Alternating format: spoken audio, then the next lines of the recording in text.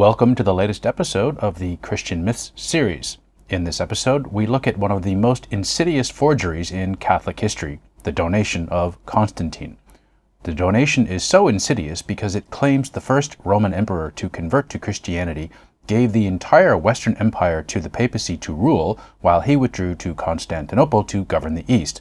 This forgery is of considerable interest not just because of the political impacts it had, but also because it is built upon a series of preceding forgeries. For that reason, this video is part of both the Christian Myths and the Connections playlists. The claim of Western papal authority has its roots in the 4th century forgery, the Acts of Sylvester. In part 2 of the Acts, Constantine makes a series of bequests to the Catholic Church after his miraculous cure of leprosy via the baptism provided by Pope Sylvester. But in none of his gifts was authority over the Western Empire transferred, though it was asserted that Constantine granted primacy over all other bishops. Constantine did, among other gifts, donate his Lateran palace to the church and endowed the building of St. Peter's Basilica.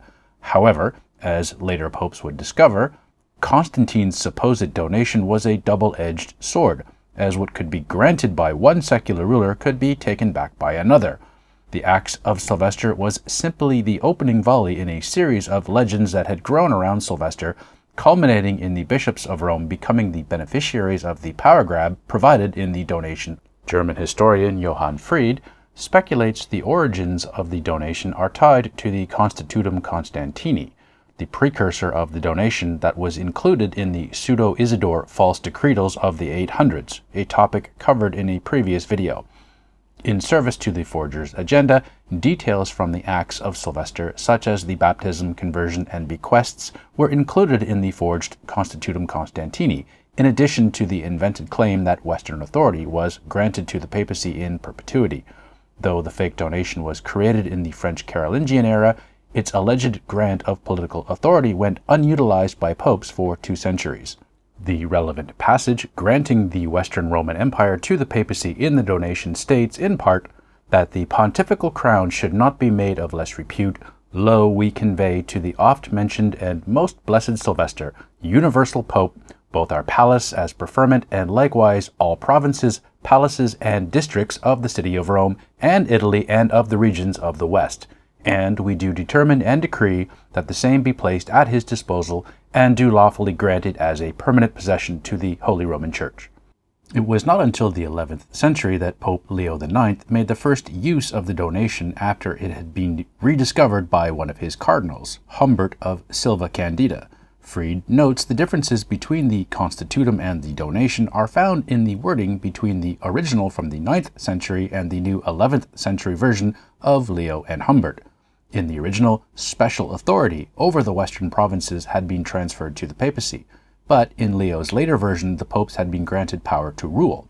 Fried does note that Leo went no further than the original and did not claim any secular authority over the Holy Roman Emperor, but that Leo paved the way for the donation to enter Western history.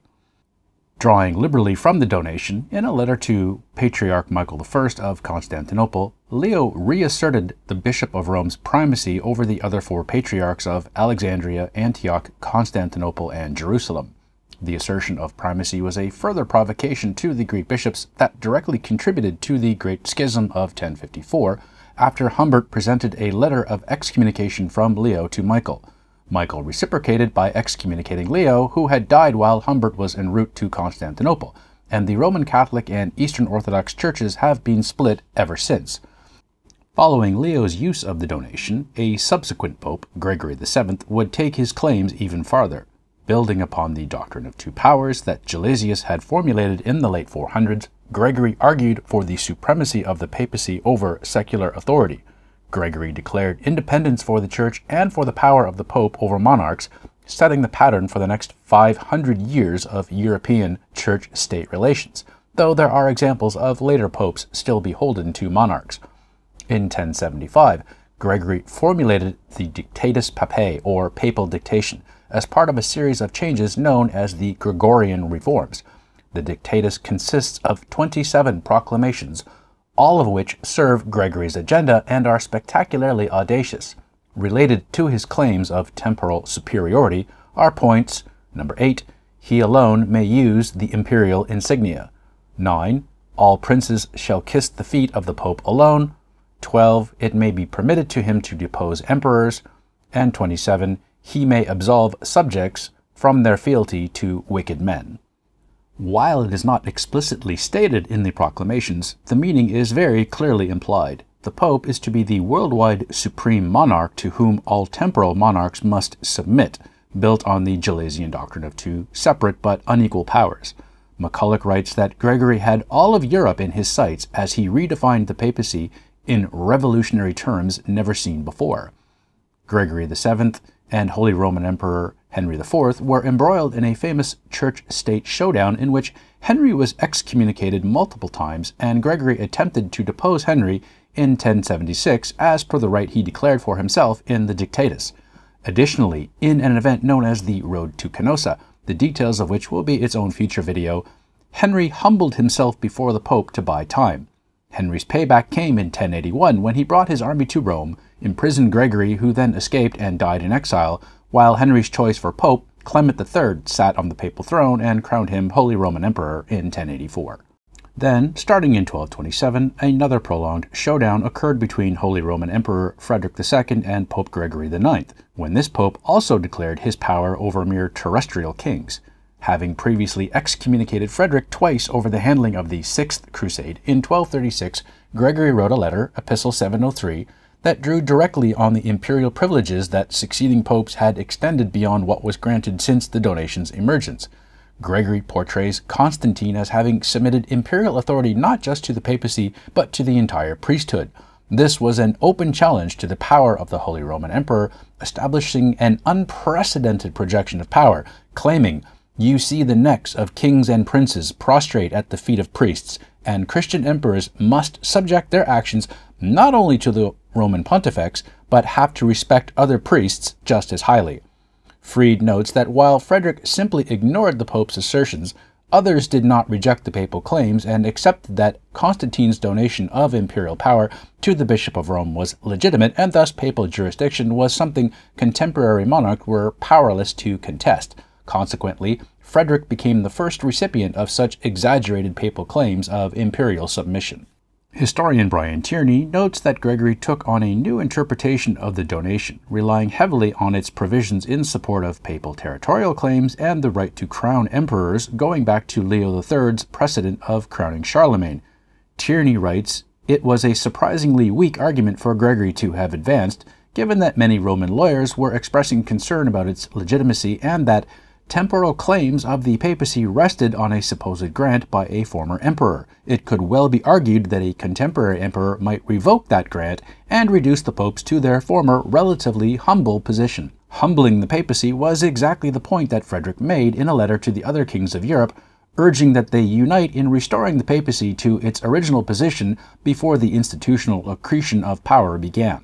Pope Innocent IV went even further than Gregory, issuing a papal bull deposing Frederick and putting an entirely new spin on the donation and its provisions. At the Council of Lyon in 1245, Innocent deposed Frederick and, following point 27 from the Decretals, absolve from their oath forever all those who are bound to him by an oath of loyalty, firmly forbidding by our apostolic authority anyone in the future to obey or heed him as emperor or king. But it was his encyclical of 1246, Agar qui Levia, where Innocent redefined how the donation was to be understood. Sidestepping the issue of the grant by a temporal ruler that concerned Popes Gregory VII and IX, Innocent simply proclaimed that papal sovereign right to rule was always part of their Petrine authority, and Constantine just simply acknowledged that pre-existing fact. While the donation's pedigree had always raised suspicions, it was proven to be a fake in the 15th century, ironically by two members of the clergy, Cardinal Nicholas of Cusa and the Renaissance humanist priest Lorenzo Valla, who employed textual analysis to conclude that many words used were not contemporary to the 4th century. Additionally, just as the consular date given in the Constitutum Sylvestri listed the wrong people for the year imagined, the donation also lists an inaccurate reference. Presumably, Catholic forgers were not too concerned with accuracy, given their tremble and obey approach to what the faithful were instructed to believe on pain of excommunication. For his trouble, Vala's deconstruction of the forgery was placed on the index of prohibited books. Almost a century later, Martin Luther commented on the donation and the Church's knowing use of deliberately created forgeries, calling into question the Church's blatant use of deception in service to their quest for temporal power. Later, Edward Gibbon also mentioned the arsenal and manufacture to promote the interest of the Roman Church. Though the donation had been pronounced a forgery, its impact could still be felt 50 years later. Given the assumed papal authority over Christian kingdoms, Pope Alexander VI employed the donation's provisions in the Treaty of Tordesillas, separating the Spanish and Portuguese spheres of influence over the lucrative trade routes to Asia and the New World. Building on the forgeries contained in the Acts of Sylvester, with a dash of the fictions taken from the Constitutum Sylvestri and further elaborated in the Pseudo-Isidore false Decretals, the forged donation had evolved into an accepted fact with enough power for a pope to try deposing an emperor 900 years later. Thanks for watching. Please check out the other videos on my channel if history is your thing, and see you next time.